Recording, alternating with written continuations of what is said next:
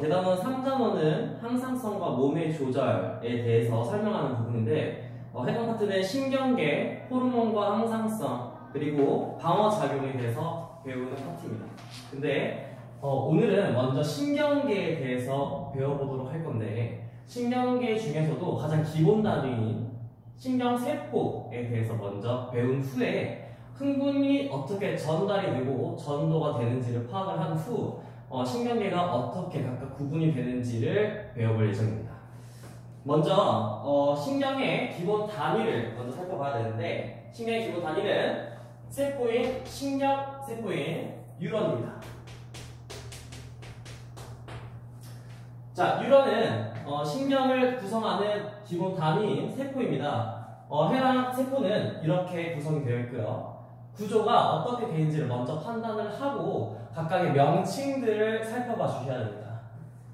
자, 먼저 뉴런의 머리 부분에 있는 이 부분의 이름을 신경세포체라고 합니다. 신경세포체는 핵과 세포질로 구성이 되어 있습니다. 그래서 얘도 하나의 세포이기 때문에 이 세포를 담당하고 있는 생명 중심의 부분이 이 신경세포체입니다. 신경세포체에 있는 부분에 이렇게 가지들이 나오고 있는데 이 가지들이 난 이름을 가지돌기라고 합니다. 가지돌기가 하는 역할을 먼저 살펴보셔야 됩니다. 가지돌기는요, 신경에 전달이 왔을 때 자극을 받아들이는 역할을 하고 있습니다. 그래서 자극을 수용하는 부분입니다. 이렇게 자극이 받아들여졌으면 뒤쪽으로 전도를 해야 되는데 전도가 일어나는 이쪽에서부터 이쪽까지의 부분의 이름을 우리는 축삭돌기라고 부릅니다.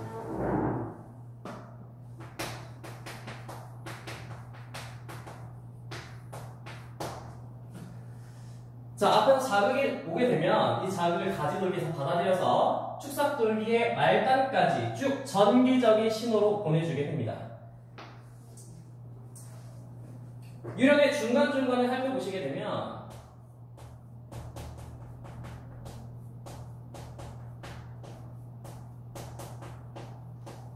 이런 식으로 마리집이라고 하는 아이들이 존재하고 있습니다. 즉 마리집이 하는 역할은 뭔가의 절연체로서의 역할을 수행하고 있습니다. 자극이 오게 되면 흥분이 전도가 되는데 이 전도는 전기적인 신호이기 때문에 이거를 막아줄 수 있는 절연체 역할을 하는 게 마리집입니다. 마리집을 단면을 잘라서 우리가 살펴보게 되면 축삭돌기의 지근이 이런 식으로 존재하게 되고 이 주변부를 마리집이 감싸고 있습니다.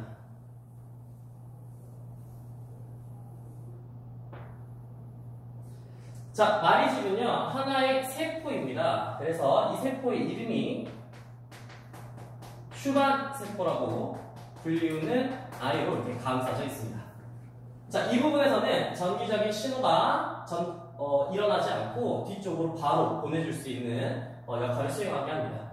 마리집이 있으면 좋은 점이 무엇인가를 생각을 해봐야 되는데 우리가 전기적 신호가 앞에서 받아들여서 뒤로 가게 되면 이렇게 축삭돌기에 노출되어 있는 부분이 반응이 일어나게 됩니다. 근데 마리집이 있는 부분은 그 전기적인 신호에서 반응이 일어날 필요가 없기 때문에 바로 뒤쪽으로 보내줄 수가 있습니다. 따라서 속도가 더 빠르게 전도가 될 수 있게 되는 것입니다.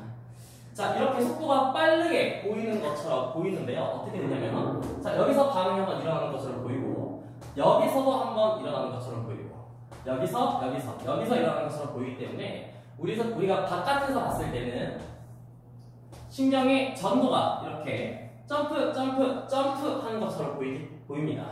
자, 이건 우리는 도약 전도라고 하게 되는 것입니다. 자, 그러면 뉴런의 우리가 기본적인 구조를 전체적으로 살펴봤습니다.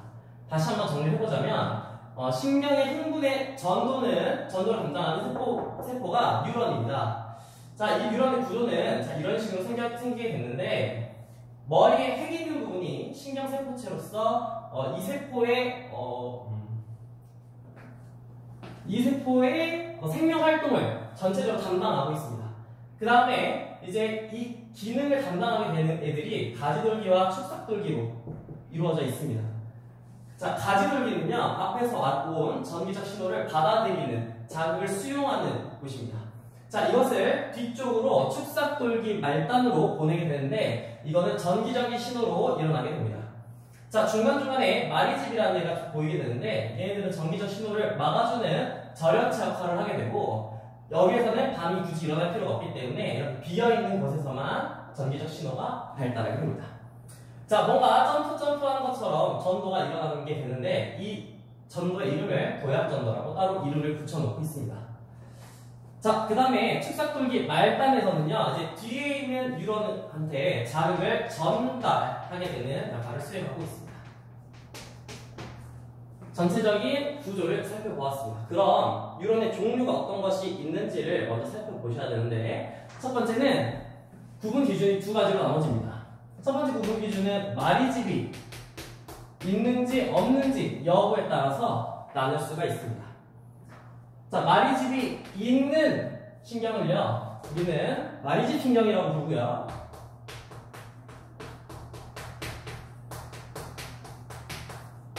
마리집이 없는 신경을 우리는 민마리집 신경이라고 부릅니다.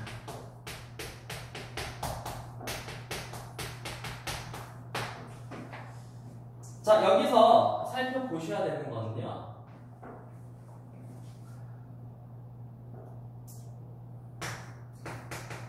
전도 속도가 누가 더 빠른지를 먼저 살펴봐 주셔야 됩니다.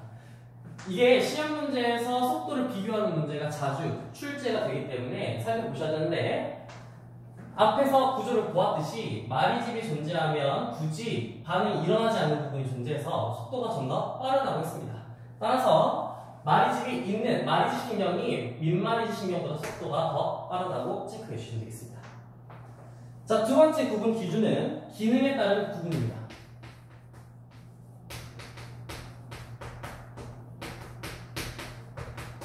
총 세 가지로 나눌 수가 있는데요. 첫 번째는 부심성 뉴런입니다. 두 번째는 연합 뉴런입니다. 세 번째는 원심성 뉴런입니다. 구심성 뉴런은 밖에서 안으로 전달해주는 느낌이 강합니다. 따라서 밖에서 자극이 온 것을 우리 뇌로 보내주는 역할을 하는 게 구심성 뉴런입니다. 그 다음에 원심성 뉴런은 반대로 안에서 밖으로 보내주는 듯한 느낌을 가지고 있습니다. 따라서 뇌에서 명령을 처리를 하게 되면 이 명령을 우리 운동기에다가 보내게 되는 게 원심성 뉴런입니다. 그럼 구심성 뉴런이 무엇이 있냐를 먼저 살펴봐야 되는데, 감각 뉴런을 떠올리시면 되겠습니다. 감각 뉴런은요, 생김새가 조금 독특하게 생겼습니다. 생김새를 그려볼 텐데,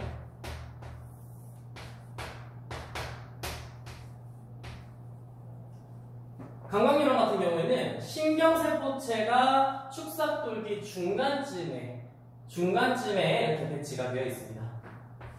그리고 자극을 빠르게 우리 뇌로 전달해주기 위해서 이렇게 마리집이 존재하는 마리집 신경입니다.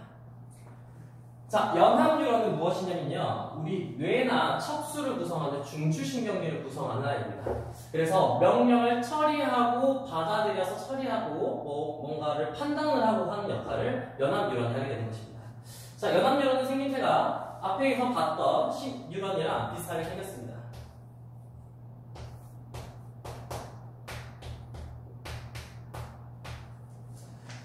자, 길이가 짧고요.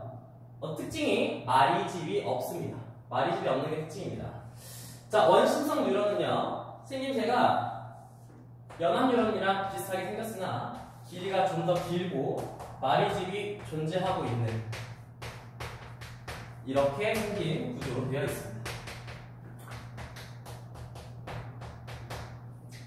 자, 원심성 유런의 대표적인 예시는 운동 유런입니다. 자, 그럼 왜 감각 유런이랑 운동 유런에만 말이 지금 있느냐를 생각을 해보셔야 되는데, 감각 유런이나 운동 유런 같은 경우에는 얘네들이 명령을 따로 처리할 필요도 없고 판단할 필요가 없기 때문에 최대한 자극과 반응을 빠르게만 전달해주면 되기 때문에 말이직이 존재하고 있고, 연합유런 같은 경우에는 뭔가를 판단을 하고 생각을 해야 하기 때문에 이렇게 말이직이 존재하지 않는 형태로 되어 있습니다. 자, 그러면 이 아이들이 어떻게 배치가 되어 있는지를 순서를 잘 살펴보셔야 됩니다. 자, 이 순서가 시험 문제의 핵심이 되겠습니다. 문제를 푸실 때 항상 먼저 생각해 주셔야 되는 것은 생김새가 특이한 감각유런입니다. 감각유런을 기점으로 어떻게 자극이 전달되는지를 방향을 결정해 주시면 되겠습니다. 그럼 피부에 가까이 붙어 있는 유런은 당연히 감각유런이 되겠죠.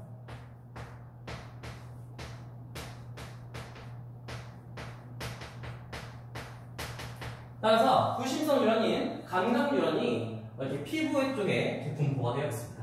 그래서 피부에 자극을 주게 되면 감각 유런이 이 가지돌기가 받아들여서 뒤쪽으로 자극을 전달하게 됩니다. 자, 그러면 감각 유런 다음에는 어떤 유런이 와야 되는지를 생각을 해보면 되겠습니다. 먼저 명령을 내리기 위해서 뭔가를 판단을 하고 해야 하기 때문에 연합 유런이 그 다음 위치에 깔려오게 됩니다.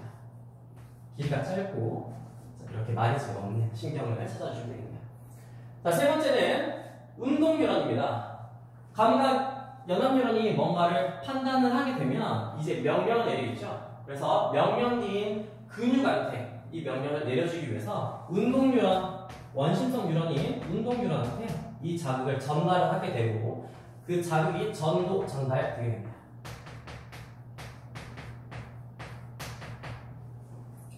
자, 이 순서가 굉장히 중요합니다. 그래서 감각유런, 연합유런, 운동유런 순서를 먼저 파악을 해주시고 감각유런을 시험 문제에서 항상 먼저 찾으신 후에 뒤에 무엇이 오는지를 체크해 주시면 되겠습니다. 자, 여기는 피부라고 적어놨지만 다른 말로 감각기라고 붙인다는 거 한번 체크해 주시고요. 그 다음에 근육은 우리가 반응을 일으키는 반응기라는 거 한번 체크해 주시면 되겠습니다. 그럼 전반적인 유런의 구조와 종류가 어떤 것이 있는지를 판단을 해보았고 그 순서가 어떻게 전달이 되는지를 파악해 보았습니다. 자, 그러면 이제 우리가 전도와 전달이라는 말이 어떤 것인지를 간단하게 살펴본 후에 그리고 어떻게 전도가 일어나고 어떻게 흥분이 뒤로 전달이 되는지를 한번 알아보도록 하죠.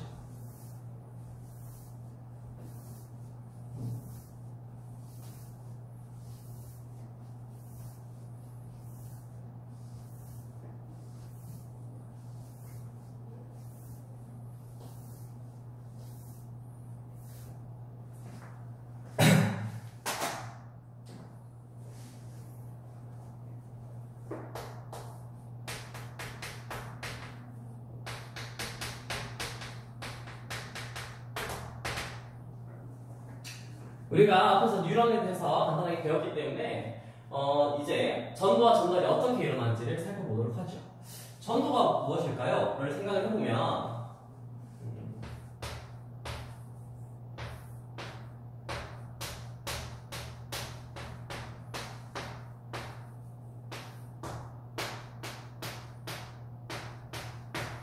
자, 이렇게 뉴런이 두 개가 존재하고 있습니다.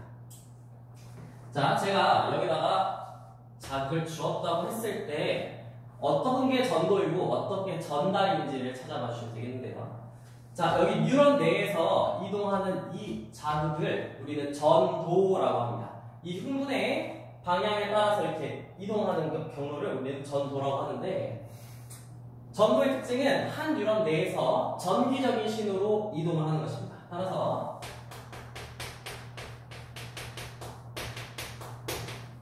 한 뉴런 내에서 전기적 신호로 이동하는 것을 우리는 전도라고 부릅니다. 그럼 이 뉴런에서 이 뉴런으로 갈 때는 끊어져 있기 때문에 어떻게 뒤로 우리가 보내야 할까를 생각해 볼 수가 있는데, 여기 축삭돌기 말단에 보면 신경 전달 물질을 분비할 수 있는 곳이 있습니다.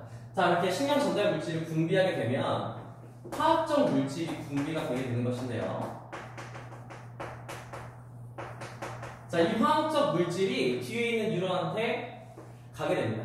그래서 뒤에 있는 뉴런이 이 화학적 물질을 받게 되면 수용체에서 이걸 접하게 되면 다시 여기에서 전기적 신호로 바뀌어서 이동을 하게 됩니다.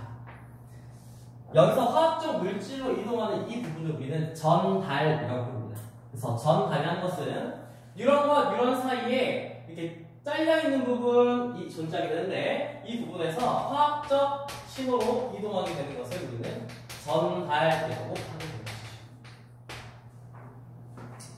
그럼 속도는 누가 더 빠를까를 생각해 봐야 되는데, 당연히 전기적 신호가 속도가 더 빠르겠죠.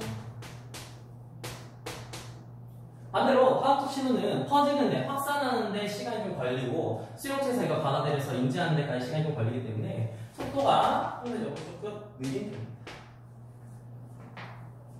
자, 여기까지가 전도와 전달을 크게 구분을 보았는데요. 전도와 전달이 어떻게 이루어져 있는지를 비교해 주시고 체크해 주시는 게 이 단원의 핵심입니다. 그러면 우리가 오늘까지 봐야 하는 것은 전도가 무엇인지를 살펴볼 예정입니다. 전도는 어떤 과정을 통해서 일어나고 어떻게 뒤에 뉴런한테 이걸 보내줄 수 있는지, 전달 전 단계까지 어떻게 일어날 수 있는지를 살펴봐 주셔야 됩니다. 그래서 먼저 살펴보겠습니다. 흥분이 무엇인지를 살펴볼 건데, 자, 책에 있는 내용을 간단히 살펴보면, 흥분은 뉴런이 자극을 받아 세포막의 전기적 특성이 변하는 현상을 흥분이라고 하고 있습니다. 우리 간단하게 생각을 해보죠.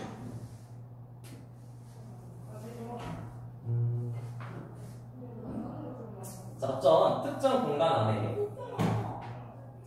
플러스라는 아이와 마이너스라는 아이가 이렇게 존재하고 있어요. 그럼 이 안은 지금 플러스일까요? 마이너스일까요? 그 생각을 해봐야 되는데, 플러스가 3개, 마이너스가 3개. 하지만 한 공간에 있기 때문에 이건 정기적인 중성 상태입니다. 근데 여기다가 막을 하나 끼워 넣어주면 한쪽이 플러스가 모여있고 한쪽이 마이너스가 모여있기 때문에 막 전이가 서로 달라지게 됩니다. 우리 뉴런 같은 경우에는 이 안쪽, 뉴런 안쪽과 뉴런 바깥쪽이 어떻게 막전이를 구성하고 있는지에 따라서 내가 흥분을 느끼고 안 느끼고를 판단을 할 수가 있습니다. 그래서 우리가 이제 뉴런 내에서 어떻게 전기적 신호가 이동을 하는지를 살펴봐야 되는데, 살펴봐야 될 때 체크 포인트가 여러 개가 있습니다. 첫 번째,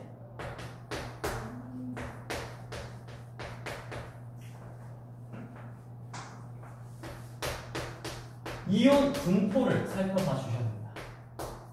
자, 두 번째는 막전위와 막전위 분포를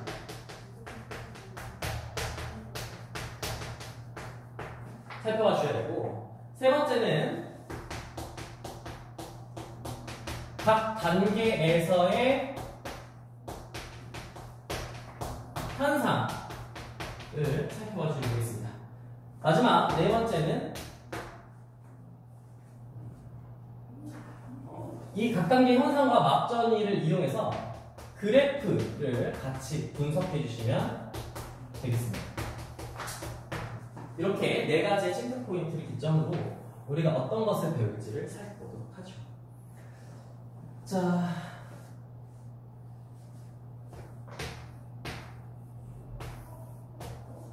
자, 뉴런이 이렇게 존재한다고 했을 때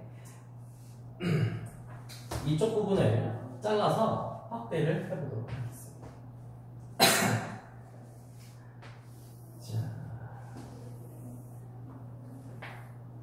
자, 이렇게 뉴런의 축삭돌기 일부를 띄어서 확대를 해봤더니 여기 축삭돌기가 내부 아니고요, 여기가 바깥쪽입니다. 우리가 아무런 자극도 받지 않고 평상시일 때 어떤 상황인지를 살펴봐 주셔야 되는데, 자, 첫 번째, 이온 분포가 어떻게 되어 있나를 살펴봐야 됩니다. 신경세포에서 사용하는 이온은요, 나트륨과 칼륨 나트륨 그리고 칼슘도 있는데 칼슘은 여기서 무시를 하시고 나트륨과 칼륨이 어떻게 분포 있는지를 살펴봐 주셔야 됩니다. 자, 우리가 아무것도 안 할 때의 상태를 분극 상태라고 합니다. 극이 나눠져 있다라고 하셔야 되는데요. 바깥쪽에는 나트륨이 많은 상태이고 안쪽은 칼륨 이온이 많은 상태입니다. 그럼 왜 이렇게 분포가 되었을까를 먼저 살펴봐야 되는데 이렇게 막 부분에 보면 세 가지의 통로가 존재하고 있습니다.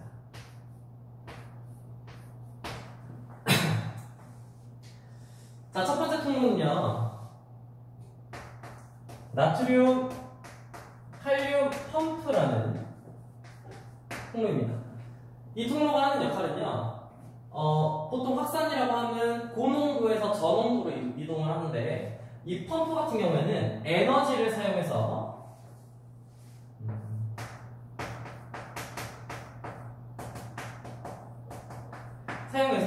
저농도에서 고농도로 거꾸로 보낼 수 있는 역할을 하고 있습니다. 그래서 여기서 보면 칼륨을 바깥쪽에서 안쪽으로 들여보내고 나트륨을 안쪽에서 바깥쪽으로 보내게 됩니다. 이런 과정을 나트륨 칼륨 펌프가 충분히 해주고 있기 때문에 안쪽은 칼륨 이온 농도가 높게 되고 바깥쪽은 나트륨 이온 농도가 높게 됩니다. 그럼 이 두 가지의 통로 이름은 무엇일까를 봐야 하는데 첫 번째 통로 이름은 나트륨 채널입니다. 나트륨 채널, 두 번째는 칼륨 채널입니다. 이 채널 같은 경우에는 에너지를 사용하지 않고 그냥 확산을 도와주는 단백질 통로 같은 역할을 해주고 있습니다.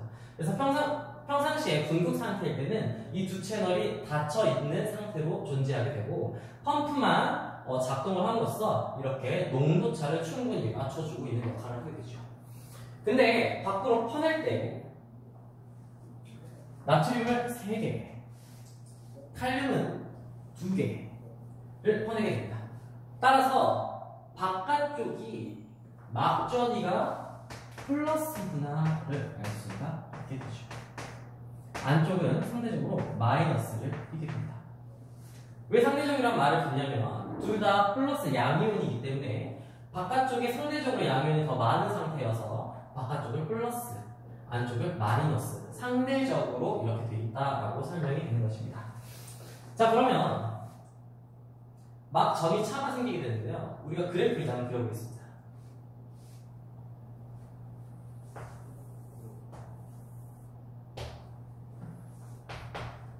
자, X축이 시간, Y축이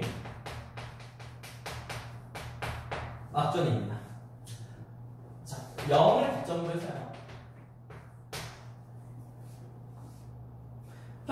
평상시에는 마이너스 70mV 상태를 유지하고 있습니다.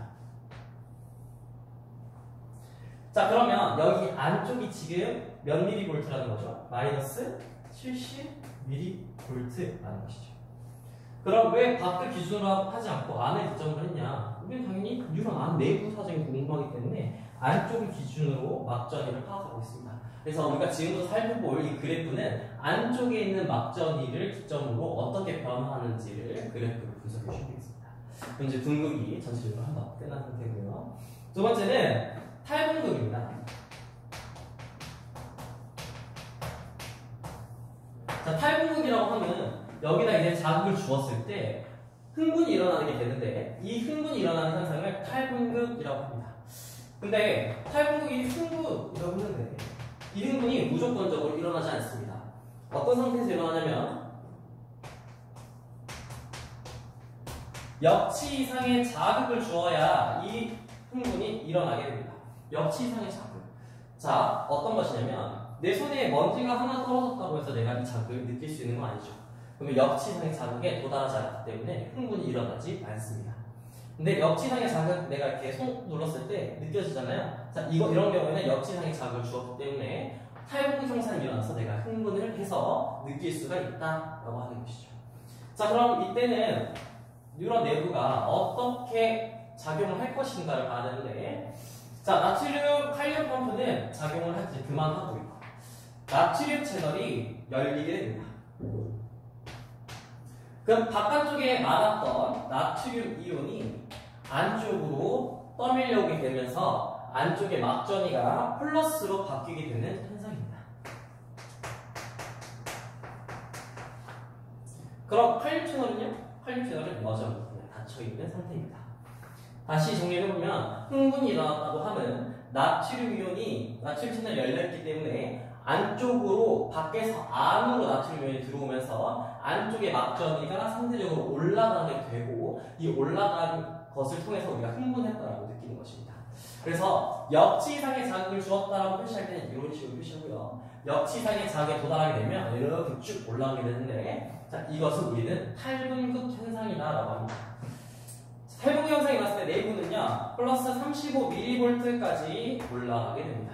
그래서 여기 이 부분이 플러스 35mV구나를 체크를 해주겠습니다. 자, 그러면 언제까지 영원히 흥분이 있을 수 없기 때문에 우리는 이제 재분극 상태로 들어가게 됩니다.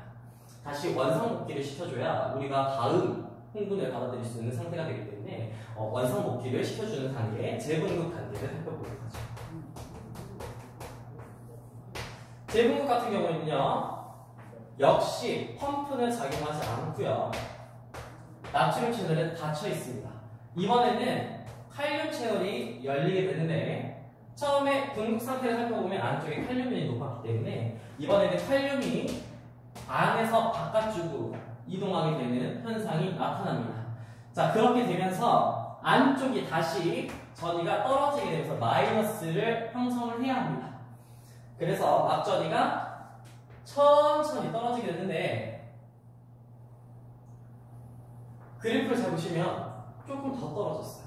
마이너스 70mV보다 더 떨어졌어요. 왜 그럴까요? 생각해보면 칼륨 채널은 닫히는 속도가 상대적으로 느립니다. 그래서 느리게 닫히는 동안 칼륨 이온이 더 바깥쪽으로 빠져나가기 때문에 그래프가 더 떨어지는 이런 그래프가 형성되게 되는 것이죠. 자, 그러면서 재분극을 통해서 다시 분극 상태로 돌아오게 되고, 펌프질을 통해서 나트륨 이온이 바깥쪽에 많고 칼륨 이온이 안쪽에 많은 이런 상태를 유지시키려고 노력을 하고 있습니다. 자, 그러면 그래프를 다시 한번 분석을 해보자면, 자, 여기서부터 여기까지가 분극 상태입니다. 자, 두 번째, 역치 이상의 자극을 받게 되면 이렇게 막전이가 증가하게 되는데, 자, 이 부분을 우리는 탈분극 상태라고 하게 되고,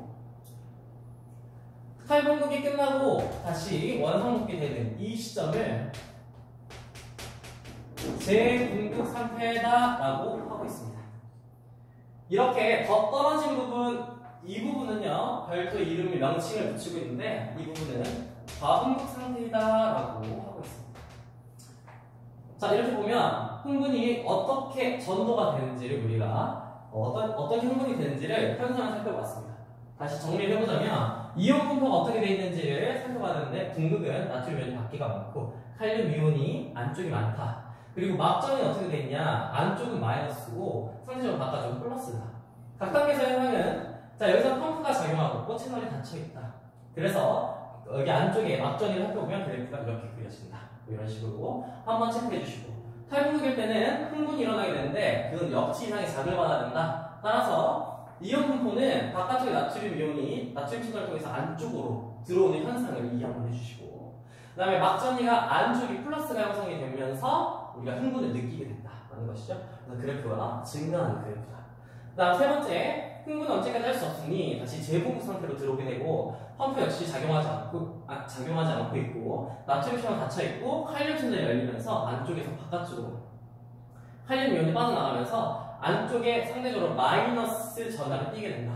이렇게 살펴봐주셔야 되겠습니다. 그래서 그래프가 떨어지게 되고 칼륨 채널이 상대적으로 늦게 닫히기 때문에 과분극 현상이 일어나게 되고, 다시 분극 상태로 돌아올 때는 펌프를 통해서 사용하면서 분극 상태로 돌아오게 된다가 흥분의 전반적인 발생 과정입니다. 일단은 여기까지가 첫 번째였고요. 나머지 단계는 뒤에서 수업을 하도록 하겠습니다.